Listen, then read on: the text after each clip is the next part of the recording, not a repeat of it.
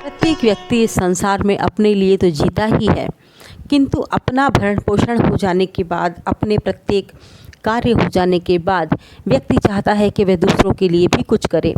तो कहते हैं कि परोपकार सबसे बड़ा महान पुण्य का कार्य है।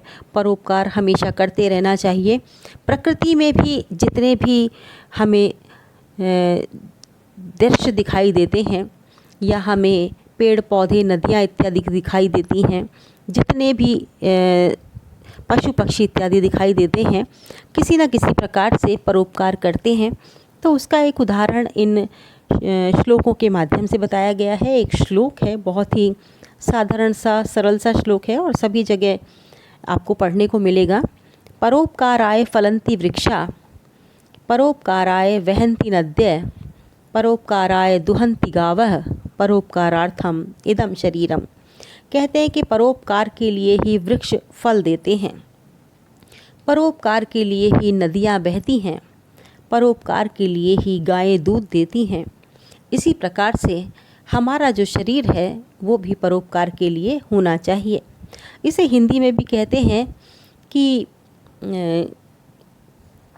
वृक्ष कबहु नहीं फल भके, नदी न संचे नीर, और परमार्थ के कारणे साधु धरा शरीर। यानी सज्जन व्यक्ति जो होता है वो हमेशा यही सोचता है कि मैं किसी का उपकार करूं, किसी का भला करूं, और हमेशा वो इसी कार्य में लगा रहता है। किंतु स्वार्थी व्यक्ति जो होता है वो अपने लिए ही सब काम करता है, स्वअर्थी, स्वयं के लिए ही अपने अर्थ का, अपने शारीरिक जो उसका शारीरिक बल है उसका प्रयोग वो स्वयं के लिए ही करता है। वह व्यक्ति सदैव ही स्वार्थी गिना जाता है।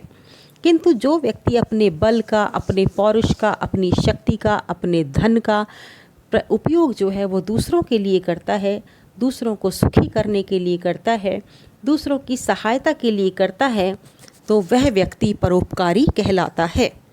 तो हमेशा कहते हैं कि व्यक्ति को वृक्षों से शिक्षा लेनी चाहिए।